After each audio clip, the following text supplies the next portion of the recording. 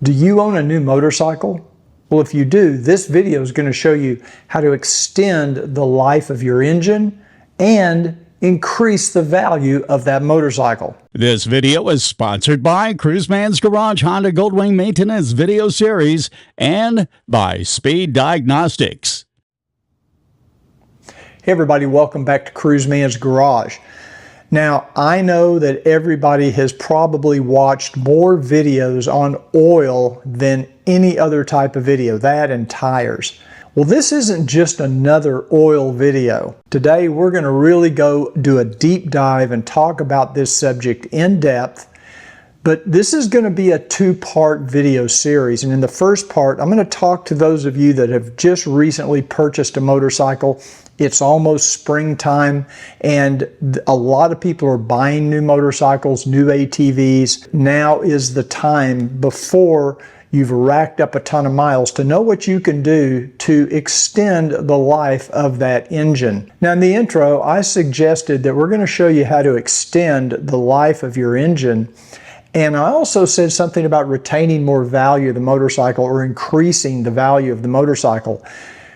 I know you've just purchased this motorcycle, but at some point in the future, someday, you're going to sell that motorcycle or you're going to trade it in. There are things you can do right now as a new owner that can preserve the value and increase the value of that motorcycle down the road. Some of you have heard me talk about my friend Dale. Well, he just bought a brand new 2024 Honda Goldwing airbag model. In fact, it looks just like this one. It's white with the black and the red trim. And in part one today, I'm going to talk to you about what you can do right now, immediately, to extend the life of your new motorcycle. And I should emphasize, it doesn't matter what kind of motorcycle you ride, whether you ride a Honda Goldwing like I do, or a Harley, or an Indian, or a Ducati. It really is irrelevant. This even applies to four-wheelers, ATVs, side-by-sides, really anything with an internal combustion engine. The information in these videos is going to apply. And then in part two, we're going to actually take oil samples from my motorcycle and from Dale's motorcycle, each of them with about 500 miles on the oil. My bike, though, has 5,000 miles total. Dale's is brand new, so he'll only have about 500 miles. It may be 500, 750. It may not be exactly 500. But in that range, we're going to send those oil samples off to our friends at Speed Diagnostics. Now, if you're not familiar with Speed Diagnostics, this is a lab that will analyze our oil. And they'll produce a report, and I'm going to have the opportunity to sit down on video in a video conference with the owner of Speed Diagnostics, and he's got a 20-year reputation in the industry. He's a lubrication specialist. So all of these other videos you watch on the internet that talk about oil and motorcycles, and everybody has a different theory, and I have too. In the past, I've done videos on oil, and we're going to find out if any of my philosophies were valid, or maybe I've been wrong all this time. So that's what we're going to do in this video series. I hope you enjoy it. If you do enjoy this video, please do me a favor, give it a thumbs up, and let's get started. Okay, first let's talk about the importance of your first oil change. This is something I think most motorcycle owners get wrong. Now, I'm going to be using my Honda Goldwing as an example, but this probably applies no matter what kind of motorcycle you own. Honda recommends that you have your first oil change at 4,000 miles. I have always thought that was way too lenient. And they recommend that after that you change your oil every 8,000 miles. I have always said that you should change the oil within the first 1,000 miles, your first oil change. And the reason is pretty obvious. During the break-in period of a new engine, that's when you're going to have the most wear of the engine parts. These are newly machined parts. They're fitting together for the first time. There's a lot of friction. They haven't worn in yet. And as these engine parts wear in, little tiny particles will tend to be released in the oil. And so the oil filter doesn't get everything. It captures some of these particles, but it's not going to capture everything. And so if you've got this particulate matter floating around, this contamination floating around in that oil as your engine is running at higher temperatures and higher RPMs, all you're doing is grinding away at those parts and causing more friction and more wear.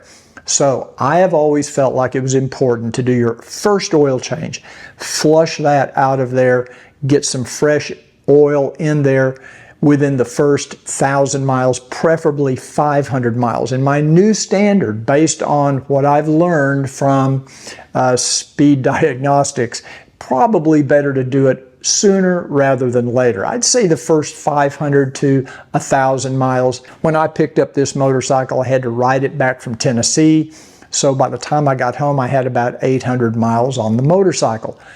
I immediately did an oil change as soon as I got home because I wanted to keep it within that first 1,000 miles. That to me is very important. There's something an engine builder told me one time, and it's always stuck with me. I've said it on many of my videos. You're never going to harm an engine with fresh oil. It will never harm an engine. You could change your oil every other day. It's not going to harm the engine. It may be unnecessary, but it isn't going to hurt anything. Now, I'm not going to show you in these videos how to do an oil change. I have a maintenance video series that goes into great detail on what you need to do to change your oil on a Honda Goldwing.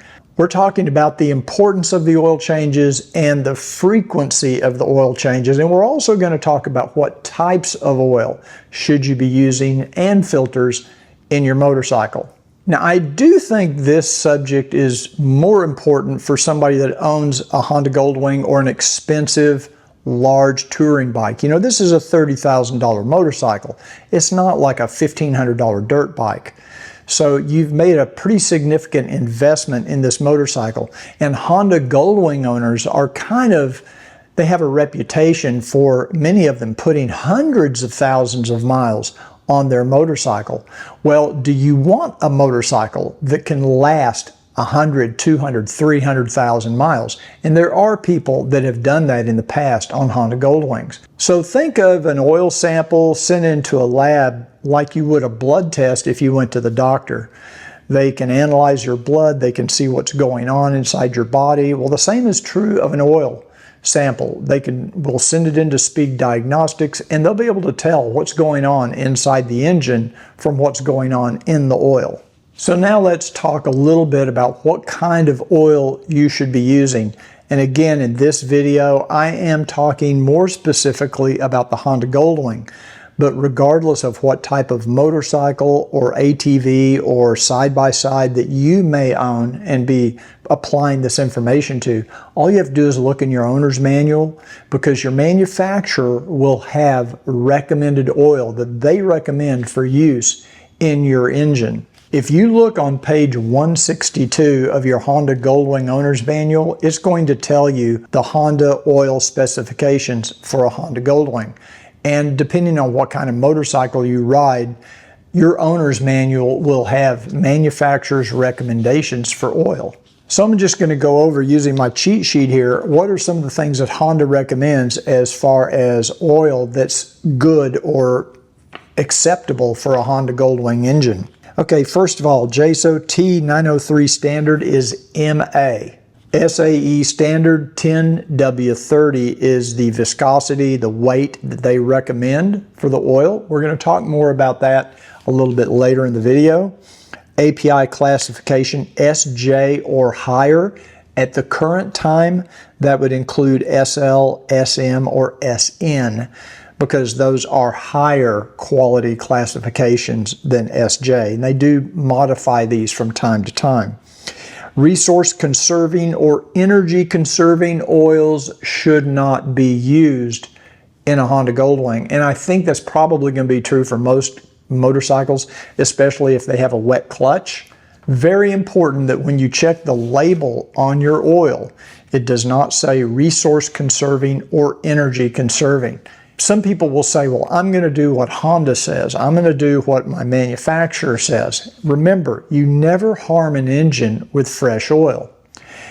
A lot of these companies have an environmental agenda, and they are of the belief that the less oil changes, the longer period of time between oil changes is better for the environment because you're conserving oil.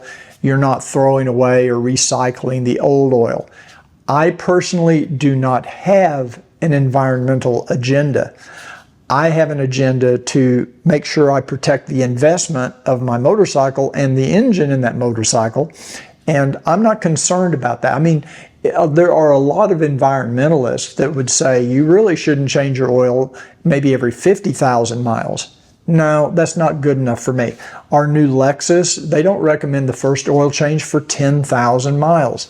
But I'm not going to do that. I'm not going to wait 10,000 miles to change the oil in a car engine. I'm just not going to do it. So, because I know all that break-in contamination and particulate matter is in that oil. So now that we know what Honda's specifications are, what oil should you use? What brand, what weight? Well, first of all, you're never going to go wrong with using Honda's oil. So Honda makes two different oils. They make a non-synthetic and a synthetic. The GN4 is Honda's non-synthetic oil. They do make it in a 10W30. They also make a synthetic oil, HP4S synthetic, 10W30.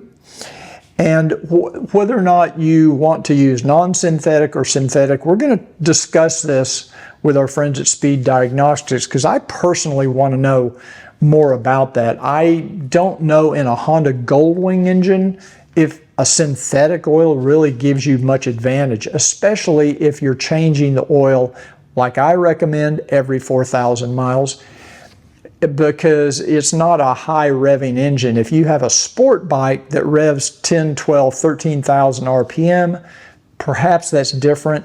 Honda Goldwing engine, I'm not sure. You know, we redline at 6,500, and most people, when they ride on the highway, you're maybe running at 2,500 to 3,000 RPM. I don't know if that makes a difference. I may be proven wrong when we have our little discussion with Lake over at Speed Diagnostics. Now, there are other brands of oil besides Honda oils that do meet Honda's specifications. Some I've actually used, and I'm going to find out from Speed Diagnostics if I've been doing good or doing bad, but I have used Castrol GTX. Now, the difference is it's 10W40. It's the only brand I've found other than maybe AMSOIL that does not have the energy conserving. Unfortunately, they don't make it in a 10W30. They only make it in a 10W40. And I've always kind of justified using that in a pinch. Since we live in Texas, we have hotter temperatures here. If it was a cold weather environment, maybe I wouldn't suggest trying that. But the big advantage of the Castrol GTX, and I have used it in my 2012 Goldwing, I used it for probably 40,000 miles. And no issues, but not that that means anything necessarily. The advantage to the Castrol GTX is it's inexpensive. It's only about $21, $22 for 5 quarts, and it comes in a 5-quart bottle. A gallon of Honda oil is about $37. I just bought a gallon of it the other day in a gallon jug, and then you have to buy an extra quart because on the Honda Goldwing it requires 5 quarts of oil for an oil change, at least on a DCT. And then there is the AMSOIL. Now, AMSOIL is a third-party oil. It's manufactured to motorcycle specifications, and they do make an oil that is compatible with the Honda Goldwing. I personally have never used AMSOIL. I know many of you out there are big fans, you're big believers in AMSOIL, and I'm hoping in the future I can maybe even reach out to AMSOIL and have a discussion with them about what are the advantages of AMSOIL over, say, the Honda oil or the Castrol GTX. I think that'd be good information, and that's something you can look forward to in the future. I have always said in the past that I'm not as concerned with which oil you use, as long as it meets the specifications. I'm more concerned about the frequency of the oil changes. So even if you use the Castrol GTX, which is a 1040, it doesn't technically meet Honda's standards to the T. I would rather use that oil and change it every 4,000 to 5,000 miles than use the Honda oil and change it every 8 to 10,000 miles. That's always been my theory in the past, and we'll see if that is actually a valid theory. So now that we know what kind of oil to use, or at least what types of properties we're looking for in the oil to use, you can decide which oil you want to use based on Honda's specifications or your manufacturer's particular specifications. Then the question becomes, what is the oil change frequency? And I think this could apply to any motorcycle, any side-by-side, any ATV. I'm going to recommend the first 500 miles for your first oil change. Now, if you go over 100 or 200 miles, I don't think it's a big deal killer. First oil change at 500 miles, second oil change at 2,000 miles. So you've put 500 miles, you've changed the oil, you put another 1,500 miles, you've changed the oil again. And then I'm going to recommend the third oil change at 4,000 miles. And I'm going to say every 4,000 miles thereafter, if you go to 4,500 or even 5,000, it's probably not a deal killer. It's not a deal killer. But I don't prescribe to Hondas every 8,000 miles. That's just me. So I recommend 500, 2,000, 4,000, and then every 4,000 after that. And I also, unlike Honda, I recommend that you change the filter every time you do an oil change. Yeah, it's an extra $10 or $12 or $13, but I think it's well worth changing the filter with every oil change. Now, if you have a DCT like I do with this Honda Goldwing, there is a separate filter for the DCT, and when you take that filter out, you do lose a little more oil, not much, maybe half a cup, but I recommend that you change that first of all, change it at 500 miles. You're going to change that DCT oil filter at 500 miles. And then I change mine every other oil change. So every other time I do an oil change, I change out the DCT oil filter. The next question is what oil filter to use. I personally use the Honda oil filters. Now in the past, I have used other oil filter brands. I get them at Wing Stuff, and I just think it's well worth the investment to have a fresh, clean oil filter every time. Now, some of you like the K&N filters, and I don't know enough about K&N to really speak on that subject. This is a subject I'll probably talk about with Speed Diagnostics when we do our interview, but those of you, put in the comments down below, do you use Honda oil filters? Do you use a third-party filter like a Fram or a Purolator or whatever? I don't even know if Purolator still makes a filter that'll fit a Honda Goldwing. They used to, but I don't know if they still do. But let me know in the comments what oil filter you use. I'm a Honda guy. I like the Honda oil filters. We'll talk about that with Lake over at Speed Diagnostics and see what his philosophy is. I think he does have a video on that. You definitely want to check out the Motor Oil Geek YouTube channel. I'll put a link in the description of this video and on the screen. And we will be speaking with him directly on my podcast coming up in the very near future about our Honda Goldwing oil samples that we're going to send in. And let me know in the comments down below, did you enjoy this video? What questions do you have that I could ask Lake when we do have our video conference? Anything you want to know about engine oil, your own comments, your own philosophies, let me know in the comments down below. If you enjoyed this video, do me a favor, give it a thumbs up. Much appreciated. And I will see you on part 2 of this engine oil video.